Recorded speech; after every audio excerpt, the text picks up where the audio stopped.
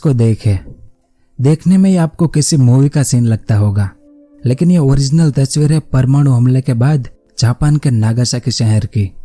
यहाँ पर बहुत सारे फैक्ट्रियां थी जिसमें जापानी सेना के लिए हथियार बनाए जाते थे, लेकिन इस परमाणु विस्फोट के बाद इनकी हालत आप खुद ही देख सकते हैं। अब इन दोनों इमेज को देखें। ये दोनों नागासाकी शहर की एक ही जगह की इमेज है। ये वाली परमाणु बम का विस्फोट होने के पहले की तस्वीर है और ये वाली परमाणु बम विस्फोट होने के बाद की है।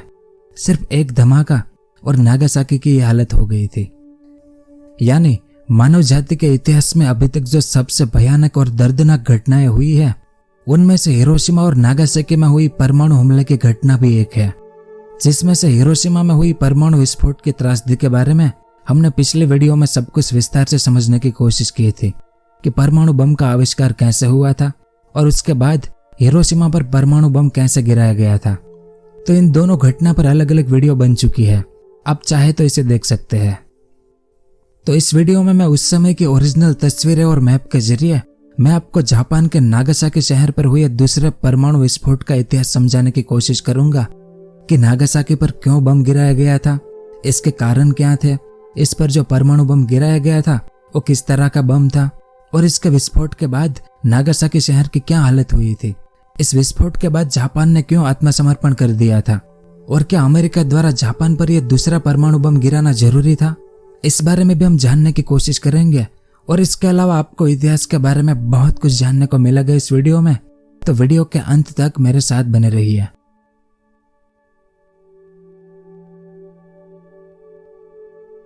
तो 6 अगस्त 1945 को अमेरिका ने पहले जापान के हिरोशिमा शहर पर दुनिया का पहला परमाणु बम गिराया और उसके बाद हिरोशिमा शहर की क्या हालत हुई थी और उस दिन क्या क्या हुआ था वो सब हमने इस वीडियो में जाना था। तो जापान के एक शहर पर परमाणु हमला करने के बाद अमेरिका को लगा कि अब जापान आत्मसमर्पण कर देगा, लेकिन हिरोशिमा पर हुए हमले के बावजूद जापान आत्मसमर्पण के लिए तैयार नहीं हुआ, क्योंकि जापान के लीडरों को हिरोशिमा में हुई त्रासदी के बारे में ज्यादा कुछ पता ही नहीं था और एक बम से हजारों लोग मारे गए, इस बात को स्वीकार करना सबके लिए मुश्किल था। उस समय जो ग्राउंड पर गए थे उन्होंने मीडिया को यह बताया कि हिरोशिमा तबाह हो गया है सिर्फ एक बम से, लेकिन तब मीडिया ने भी शुरुआत में इस बात को नहीं माना था, क्योंकि उस दौर में आज की तरह इंटरनेट या सोशल मीडिया नहीं था। तो जाहिर सी बात है कि किसी भी खबर को फैलने में ज्यादा समय लगता होगा। वैसा ही कुछ जापान में हुआ था, इसलिए तो जापान आत्मसमर्पण के लिए तैयार नहीं हुआ। इस कारण सामने अमेरिका ने जापान पर दूसरा परमाणु बम गिराने की तैयारी शुरू कर दी। और दूसरी ओर 7 अगस्त 1945 के दिन अमेरिका ने एक बार फिर से जापान पर आसमान से लाखों चिट्ठियां गिराई, जिन चिट्ठियों में जापान को चेतावनी दी गई कि आत्मसमर्पण कर दो वरना तुम पर एक और भयानक हमला होगा। ये उनमें से एक चिट्ठी की तस्वीर है। अब इस मैप को देखें। यहाँ पर है गुआम आइलैंड, जहाँ पर दूसरा परमाणु बम लाया गया था। अब जापान पर चेतावनी की चिट्ठियां गिराने के बाद जापान ने कोई जवाब नहीं दिया, तो अमेरिका ने तय किया कि हम 10 अगस्त 1945 के दिन जापान के दूसरे शहर पर परमाणु बम गिराएंगे। तो यह सब तय हुआ था 7 अगस्त के दिन। फिर अगले दिन 8 अगस्त को जापान के लीडरों ने अपने 7 लोगों को टोक्यो से हिरोशिमा शहर की जांच करने भेजा कि आप जाकर पता लगाए कि हमारे हिरोशिमा शहर में क्या हुआ है। तो इन्होंने आकर हिरोशिमा की त्रासदी देखी और तुरंत जापान के शासक हिरोहितो को खबर भेजी कि सिर्फ एक बम से हिरोशिमा नर्क बन गया है, सब कुछ तबाह हो गया है और शहर के हजारों लोग मारे गए हैं। तो इस खबर को सुनकर जापान के लीडर हिरोहितो को एहसास हो गया कि हमें जल्दी से आत्मसमर्पण कर देना चाहिए, वरना अमेरिका हमारे दूसरे शहरों पर भी ऐसा ही बम गिरा सकता है। तो इस डर के कारण हिरोहितो ने यूएसएसआर के विदेश मंत्री से मदद मांगी कि हमें आत्मसमर्पण करना है, तो इसकी मध्यस्थता के लिए आप जापान की मदद करें। लेकिन जापान और यूएसएसआर के विदेश मंत्री की कोई बैठक हो उससे पहले ही यूएसएसआर ने जापान के कब्जे इस मंचूरिया पर हमला कर दिया। यानी 8 अगस्त को यूएसएसआर ने भी जापान के साथ युद्ध का ऐलान कर दिया। यानी जापान हिरोशिमा में हुए परमाणु बम हमले के बाद आत्मसमर्पण के लिए तैयार हो गया था, लेकिन सामने अमेरिका की रुचि किसी और ही चीज में थी। अमेरिका ने 2 प्रकार के परमाणु बम विकसित किए थे, एक यूरेनियम बम और दूसरा प्लूटोनियम बम, जिसमें से यूरेनियम बम का परीक्षण ट्रिनिटी टेस्ट के दौरान किया गया था और बाद में वैसा ही यूरेनियम बम हिरोशिमा पर गिराया गया था। लेकिन उनके पास जो दूसरा प्लूटोनियम बम था उसका ना कोई परीक्षण हुआ था और ना ही कभी इस्तेमाल हुआ था, जिस बम को बनाने में खर्चा भी बहुत ज्यादा हुआ था। तो अमेरिका चाहता था कि जापान आत्मसमर्पण करे, इससे पहले ही उन पर प्लूटोनियम टाइप परमाणु बम गिरा दो ताकि इस दूसरे बम का भी परीक्षण हो जाए। अब अमेरिका ने इसके लिए 10 अगस्त की तारीख तय की थी और अमेरिका पहले से ही चाहता था कि पैसिफिक के युद्ध में यूएसएसआर कूद पड़े, इससे पहले इस युद्ध को खत्म कर देना है। लेकिन यूएसएसआर ने 8 अगस्त को युद्ध की घोषणा कर दी। इस कारण अब अमेरिका और उतावला होने लगा और 10 अगस्त की तारीख को बदलकर 9 अगस्त कर दी, यानी अगले ही दिन। और ये तारीख बदलने का दूसरा कारण यह भी था कि 11 अगस्त से लेकर 15 अगस्त तक जापान का मौसम खराब होने वाला था, तो खराब मौसम में टारगेट को खोजना मुश्किल हो जाता। इस कारण इससे पहले ही दूसरा परमाणु बम गिराना तय हो गया और इसकी जिम्मेदारी भी पॉल तिब्बत्स को ही सौंपी गई।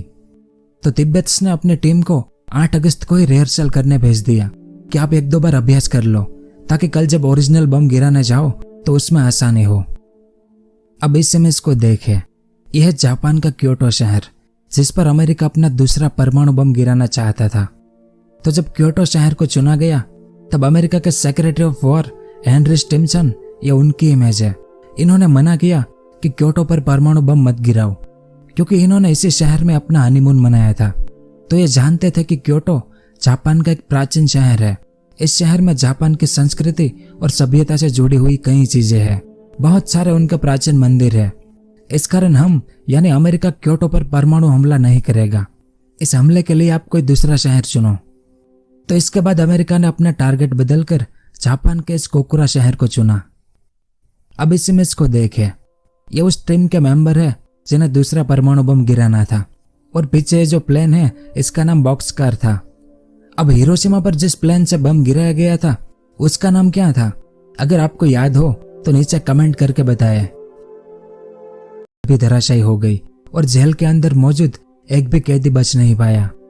परमाणु विस्फोट के बाद जैसे हिरोशिमा 3 दिन तक जलता रहा था, वैसे ही नागासाकी कई घंटों तक जलता रहा। लेकिन नागासाकी में आग की लपटों की तस्वीर थोड़ी अलग थी। तेज हवा के कारण आग फैलती जा रही थी, लेकिन आगे एक नदी ने इस आग को रोक दिया था।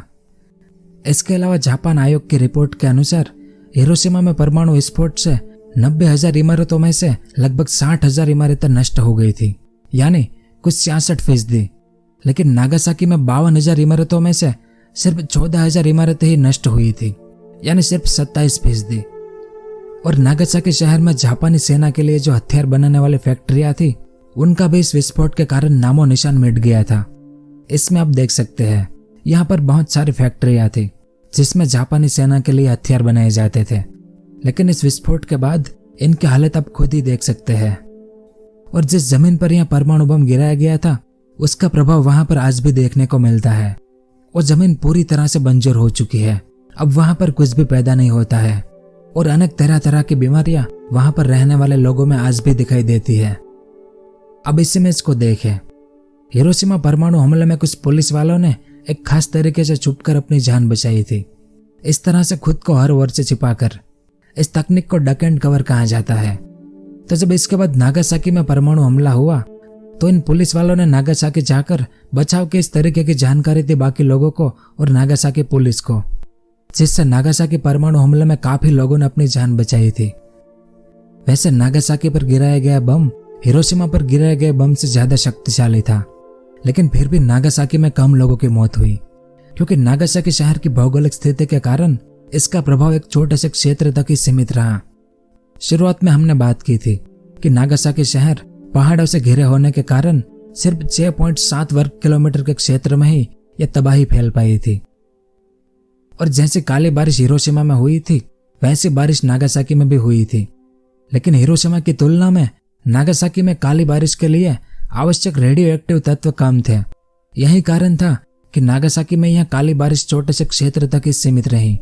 यह काली बारिश एक भयानक बारिश थी जिसके बारे में हमने हिरोशिमा वाले वीडियो में जाना था। तो नागासाकी पर हुए दूसरे परमाणु हमले के कारण लगभग उसी दिन 80,000 लोग इस हमले में मारे गए थे और कुछ इतनी ही संख्या में लोग घायल हुए थे। और इन दोनों परमाणु हमलों को मिलाकर कुछ 2,20,000 लोग तुरंत मारे गए थे और बाद में बीमारियों के कारण भी हजारों लोगों की मौत हुई थी।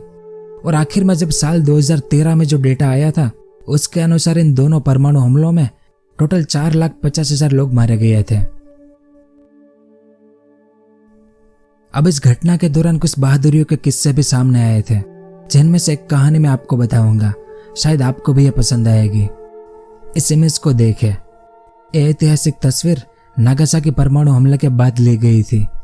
एक 10 साल का जापानी लड़का शमशान के चिता के सामने खड़ा था और अपने मृत छोटे भाई का दाह संस्कार करने के लिए अपनी बारी का इंतजार कर रहा था। इस तस्वीर को लेने वाले अमेरिकी फोटोग्राफर जो ओडोनिल ने कहा कि यह लड़का खुद को रोने से रोकने के लिए अपने होठों को इतनी जोर से काट रहा था कि उसके मुंह से खून टपक रहा था, क्योंकि यह लड़का एक बहादुर जापानीज बनकर खड़ा रहना चाहता था। बस कुछ भी हो जाए, बस वो रोना नहीं चाहता था। और जब शमशान के गार्ड ने इस लड़के से कहा कि तुम्हारी पीठ पर जो बोझ है वो मुझे दे दो, तब इस लड़के ने इसका जवाब दिया कि यह कोई बोझ नहीं है, ये मेरा छोटा भाई है। इस कारण जापान में आज भी इस तस्वीर का उपयोग शक्ति के प्रतीक के रूप में किया जाता है।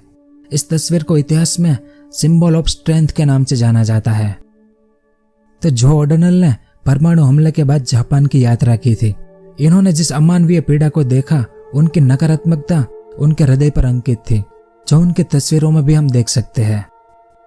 खैर, तो उस तरफ इसी रात अमेरिकी राष्ट्रपति हैरी ट्रूमैन ने घोषणा की कि जापानियों को पता चल चुका होगा कि परमाणु बम क्या कर सकता है।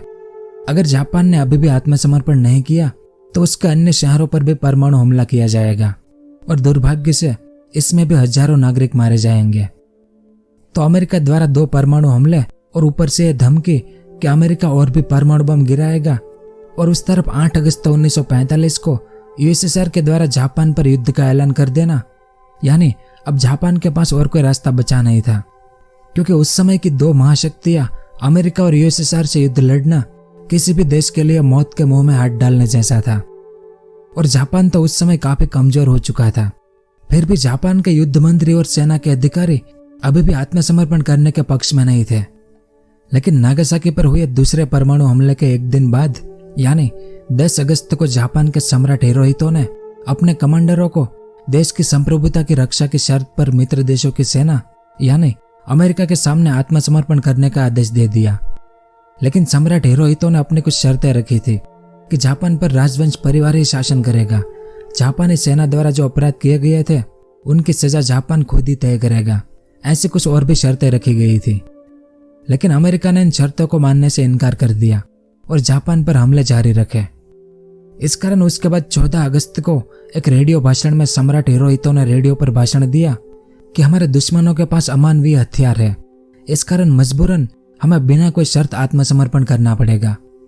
और इसी दिन कई जापानीज लोगों ने अपने सम्राट की आवाज को पहली बार सुना था, और वो भी तब जब उसका पतन होने वाला था। इसके अलावा ऐसा कहा जाता है कि अगर जापान 14 अगस्त को सरेंडर नहीं करता तो अमेरिका ने 19 अगस्त को एक और शहर पर परमाणु बम गिराने की योजना बनाई थी।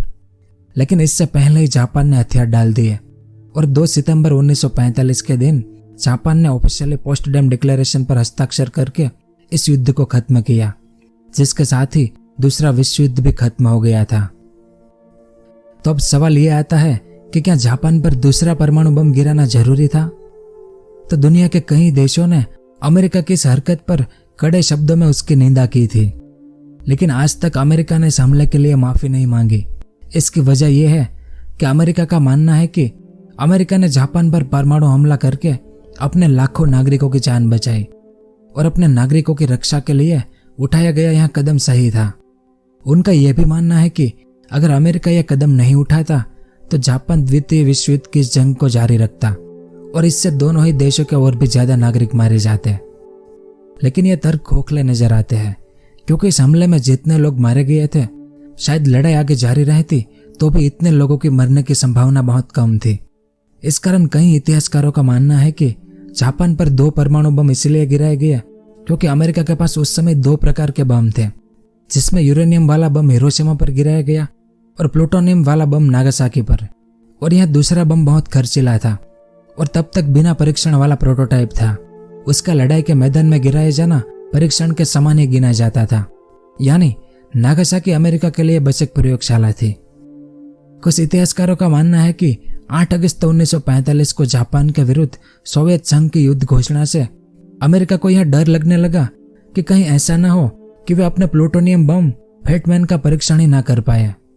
इस कारण भी उसे गिराने की तारीख बदलकर 9 अगस्त कर दी गई थी, ताकि जर्मनी की तरह कहीं जापानी मुख्य भूमि पर भी रूसी सैनिक पहले पहुंचकर अपना झंडा ना फहरा दे, जिससे जापान अमेरिका के हाथ से पूरी तरह फिसल जाता, या फिर जर्मनी की तरह ही जापान को 2 हिस्सों में बांटना पड़ता, वेस्ट जापान और ईस्ट जापान, जैसे जर्मनी को बांटा गया था।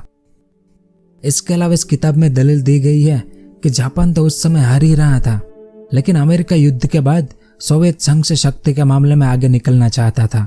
इसलिए अमेरिका ने यह एक तरह का शक्ति प्रदर्शन किया था, यानी कुछ लोग इसके पक्ष में थे तो कुछ लोग इसके विरोध में। आपकी क्या राय है इस पर? नीचे कमेंट करके जरूर बताएं। तो इस हमले के बाद युद्ध का तो अंत हो गया, लेकिन हिरोशिमा और नागासाकी के लोग जो इस हमले के शिकार हुए थे, उनकी तकलीफों का अंत आज तक नहीं हुआ है, और इन्हीं तकलीफों ने जापान के ज्यादातर लोगों को युद्ध विरोधी बना दिया है। इसीलिए तो इस हमले के बाद से हिरोशिमा में बड़ी स्मारक सभा होती है, जहां दुनिया को चेतावनी देने बड़े बड़े लोग दुनिया भर से आते हैं। और आज भी जापान की रेड क्रॉस सोसाइटी इनके शिकार हुए हजारों लोगों का इलाज कर रही है। और इतने दशक बीत जाने के बाद भी इन दोनों शहरों पर परमाणु बम के विनाशकारी प्रभाव आज भी देखने को मिलते हैं। तो परमाणु हथियारों के पूरी तरह खात्मे के लिए इससे शक्तिशाली तर्क और क्या हो सकता है। तो इस तरह अमेरिका ने दोनों शहरों को नस्त नाबूद कर दिया, लेकिन अमेरिकी प्रशासन की खुशियों का कोई ठिकाना नहीं था, और उनका यह सिलसिला आगे भी जारी रहा। ऐसे ही घातक हथियारों से भारी संख्या में कोरियाई लोगों को कोरियन युद्ध के दौरान, वियतनामी लोगों को वियतनाम युद्ध के दौरान, लाखों लोगों को मौत के घाट उतारा गया। इन दोनों युद्ध के बारे में मैंने वीडियो बनाई है, अब चाहे तो इन दोनों वीडियो को देख सकते हैं। तो ये इतिहास था नागासाकी परमाणु त्रासदी का। आपको ये वीडियो कैसा लगा नीचे कमेंट करके जरूर बताएं मुझे। उम्मीद है आपको कुछ जानने को मिला होगा। अगर वीडियो पसंद आया हो तो इसे एक लाइक जरूर करें। पूरा वीडियो देखने के लिए आपका बहुत बहुत धन्यवाद।